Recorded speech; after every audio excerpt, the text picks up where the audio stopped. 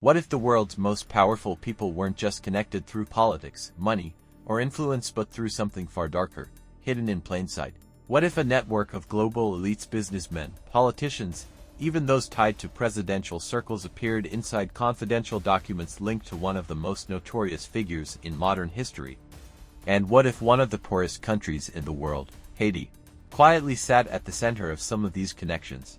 Tonight, we're diving deep into the newly surfaced Haiti-related documents connected to Jeffrey Epstein files that have sparked global speculation, raised serious questions, and blurred the line between coincidence and conspiracy. Stay with us, because what you're about to hear is not just disturbing, it's complicated, layered, and still unfolding.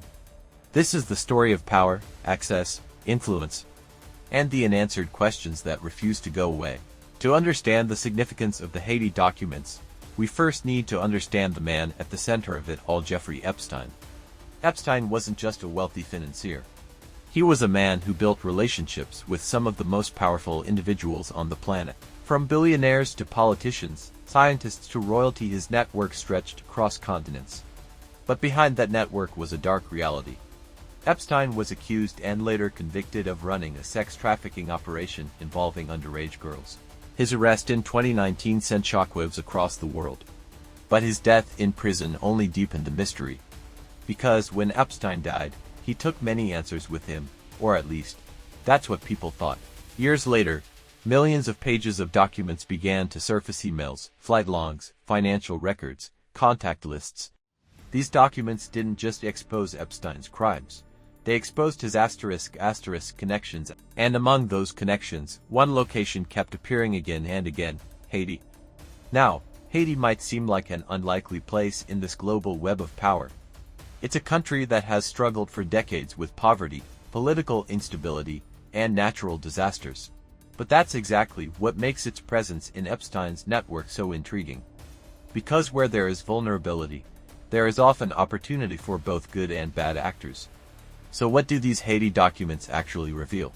First, they show that Epstein had ** direct involvement in projects within Haiti **. He wasn't just visiting. He was investing time, money, and attention into initiatives on the ground, particularly educational and development-related projects. One of the most talked about aspects is his involvement in funding a school in the capital, Port-au-Prince. On the surface, this might seem charitable.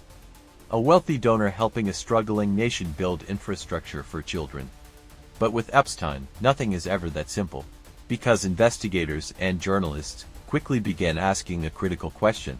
Was this philanthropy, or something else? The documents show that Epstein wasn't operating alone in Haiti. He was interacting with members of the country's elite business leaders, influential figures, and individuals with strong social and political ties. One name that surfaced repeatedly was Ernest, a Haitian businessman and philanthropist. Now, it's important to be clear. Appearing in Epstein's documents does ***, not ***, mean involvement in criminal activity. Many people listed in these files had no direct connection to his crimes. They may have met him socially, done business with him, or simply been part of overlapping networks.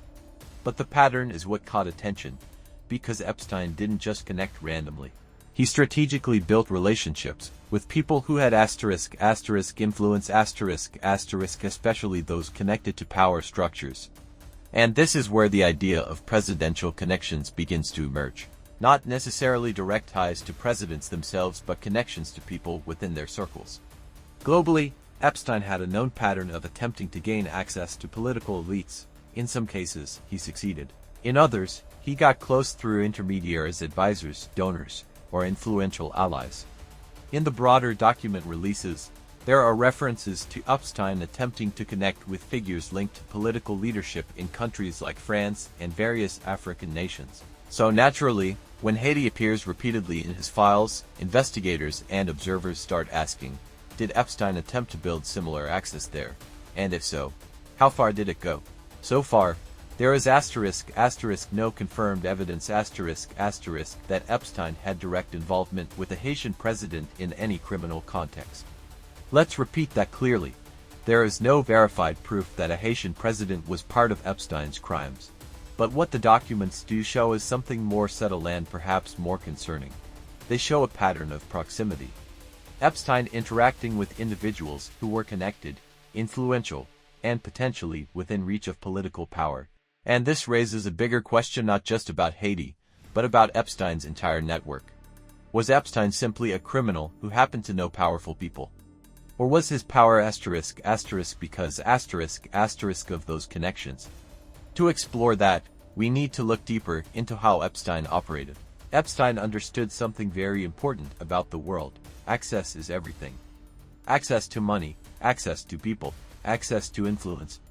And he used a combination of wealth, charm, and manipulation to insert himself into circles that most people could never reach. He donated to causes, he funded projects, he offered opportunities. And in return, he gained something far more valuable: trust. In Haiti, that same pattern appears.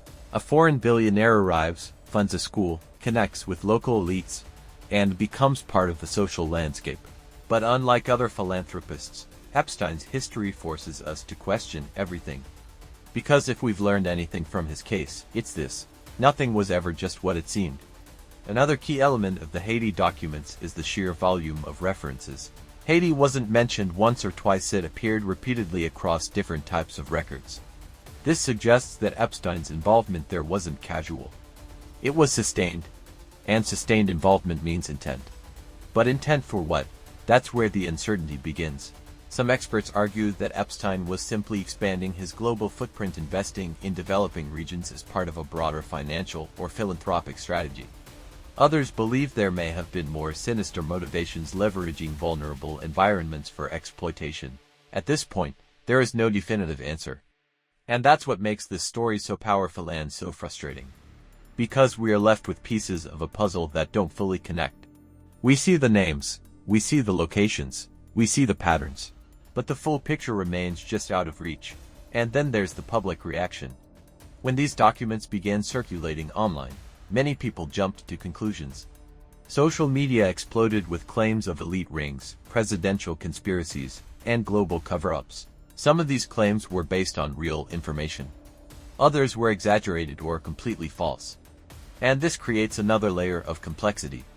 Because in a case like this, where the truth is already difficult to uncover, misinformation can make it even harder.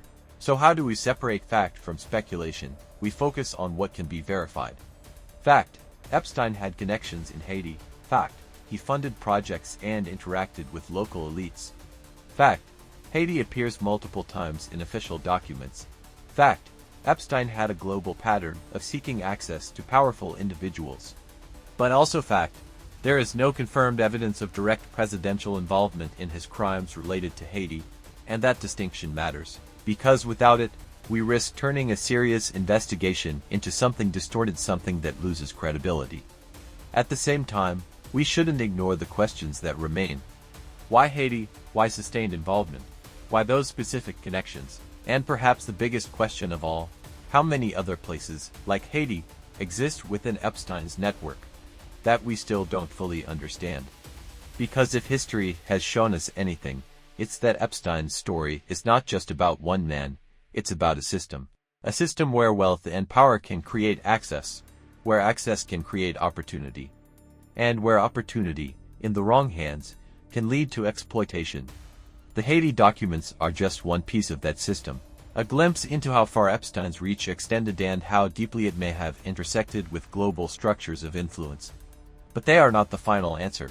In fact, they may just be the beginning.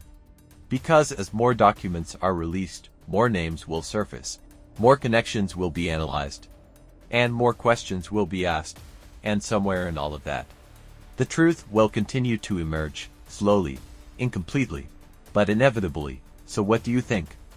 Are these Haiti connections just another example of Epstein's global networking, or something much deeper that hasn't been fully uncovered yet?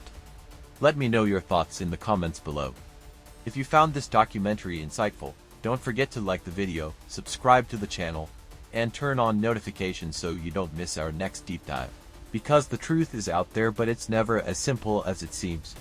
Thanks for watching, and we'll see you in the next one.